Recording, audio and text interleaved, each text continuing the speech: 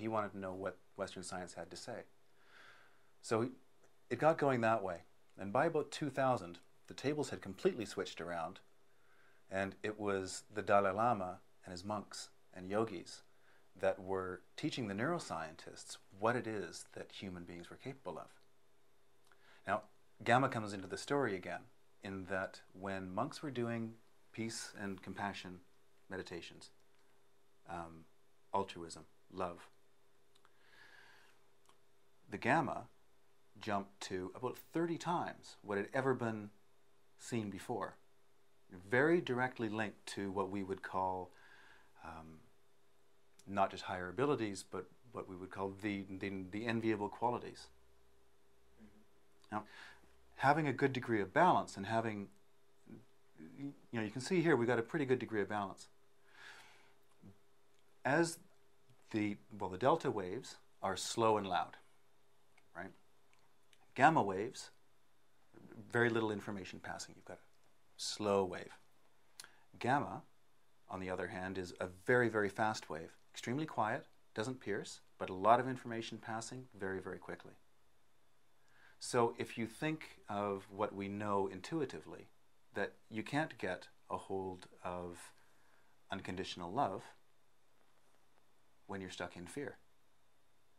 When the drum beats of trauma are piercing your entire brain, there's no way you can get in touch with that kind of stuff. It's intuitive. We know it.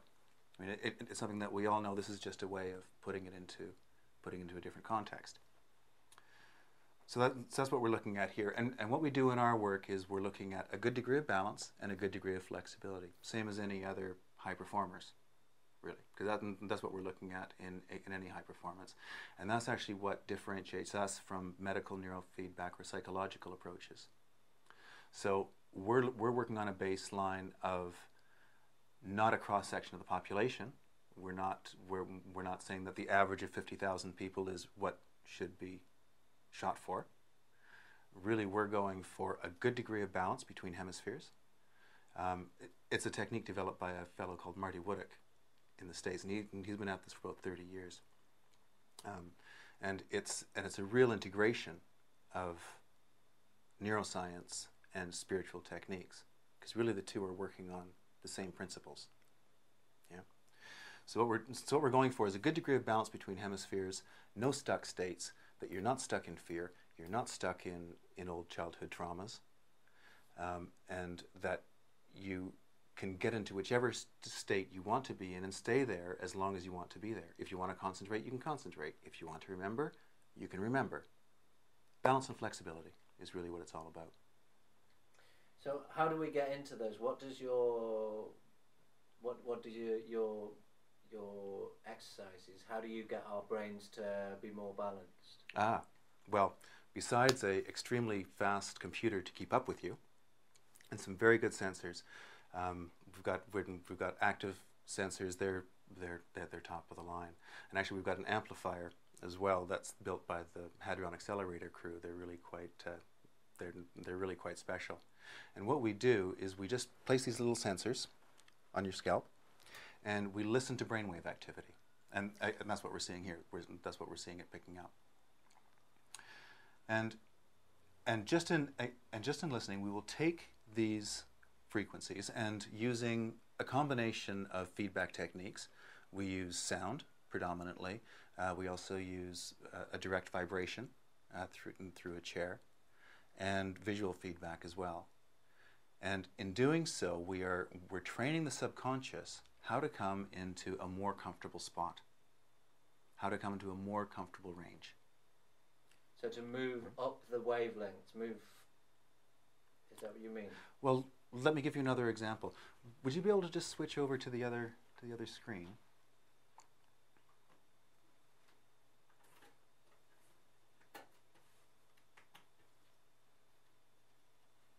Great. That's got it. Good. Okay, so this is an example of somebody else. And here we're looking at an excellent example of a stuck state. Now here we're actually looking at the same placement. We're looking at just above the ears. And we not only have a balance problem, but we've got a stuck activity problem. So both people were eyes closed and at rest. One was actually at rest, and the other person isn't. Now, this isn't as rare as you might think. Really, this person just came to us because they had trouble sleeping. That's all they knew. You know, when you live in your mind, you don't have something to compare it to. You don't have anything else to compare it to. So if you are stuck in a certain position, it can be really difficult to tell until the physical symptoms really start to set in. Yeah? So here we're looking at high activation over on the fight flight, basically. Always looking for the tiger leaping is what's happening here. And what we need to do is train her mind out of that. Now this is far back in the subconscious. You know, this is getting down into the base ways that we see the world. And that's where the real power of this comes in, is getting at the real deep set-in trauma from birth, pre-birth, childhood, adolescence. You know, the brain these days it's come to be viewed very much like the rest of the body. You know, what you use grows stronger and what you don't use fades away. It's like a muscle. Yeah. So if you are locked in a fight-flight pattern over a period of 3 months, 4 months, then it starts to become the way you are. I mean, we know this experientially as well. If you're angry for 5 minutes, well, it only takes you a few seconds to drop out of. If you're angry for 2 days, well, it'll take you a morning to kind of come back to yourself. If you're angry for 2 or 3 weeks, it's going to take days. If you're angry for 3 months, a habit starts to set in. And that starts to be your new way of being. You start to forget your way out of these states. And the more you use it, the stronger it gets, and the more it lays in, and the more you forget the way back to your true self. It's very much like if your shoulders are tight, and if your shoulders are up like this for 10 years, they don't hurt at all. It feels absolutely fine, absolutely normal, until you get some body work, and you get them down into a proper position, and you recognize it right away. It's just, this is normal, this is natural. And it's very much the same way with the brain. So really, we just show the brain in the direction outside of this using visual rewards and sound rewards and vibrational as well. Direct vibration within the chair. And each time the brain is heading into a more comfortable direction, because coming out of this, the brain will come out of this because it is more comfortable. We're simply pointing the way. So then you'll have pleasant sounds and pleasant visuals, pleasant vibrations, rather than unpleasant. Is that how it's working? Yes. So when you're getting certain sounds or certain rewards, when you're heading in a more balanced direction, and something inside you actually feels better. You feel better, and you feel like you're coming more back to yourself. And that really turns this thing into a reward. And you'll just naturally continue to follow. You don't have to do anything. There's no cognitive stuff involved. There's no talking about it. There's no diving into it. And that's another real beauty of this, particularly for post-traumatic stress and soldiers, so on, because they don't want to talk about it. They don't want to get into it. Yeah, they don't need to relive the whole experience. They don't need to relive it. We just need to show them out of that stuck pattern. And as soon as they can see their way outside of that stuck pattern, the brain will stay, because it's just so much more comfortable. And you get people over the course of a week or so, and you can see their eyes start to brighten up again, and just see them coming back to themselves. And people comment, it's like, oh, I feel like I've been back from half a lifetime away. You know, people are more themselves, because ultimately, none of this is self. This is simply how you're processing information. If you've got the world on one side and the self on the other, well, you've got this brain in the middle processing information for you. And if it's stuck in certain patterns, well then you're really stuck. And you can very much see it in the monks and yogis. All of their preliminary practices are about cleaning that lens on the world, working on ego states, getting rid of the old traumas, seeing the world as it really is, not through simply your interpretation of it. Sounds great. And so, how else does it manifest? What other benefits? Like, I can sleep better at night. What other benefits are you finding people are walking away with? Well, it's very much it's very much like seeing a psychologist. What benefits you see are really very much what you're coming in for. You know, are you coming in because of childhood trauma? Are you coming in because of sleep difficulty? You know, this is a good idea. This is a good example of sleep difficulty. And yes, certainly when you rebalance the central nervous system, that's what's correcting. And quite often people get a lot of benefits that they didn't actually expect, because really we don't know a lot of the stuff that we've got. You know, when we get a little bit of an end report, you know, which is called our conscious, you know, kind of up here in the frontal cortex where we make decisions and so on. But for the most part, we don't know what's going on back there. You know, figure about 2% of what's happening within the cortex actually reaches consciousness at all.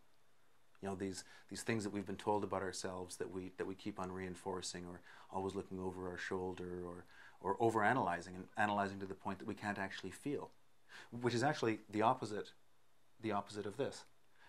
If this were reversed, really the analysis would be so heavy to the point that the person can't actually get in touch with their emotions. When we're correcting something like that, then people are going to see the world in richer color. Then they're going to have better emotional contact with their partners. They're going to have better emotional contact with the world. Colors, sounds, everything starts to become richer, because we need our right brain for those things.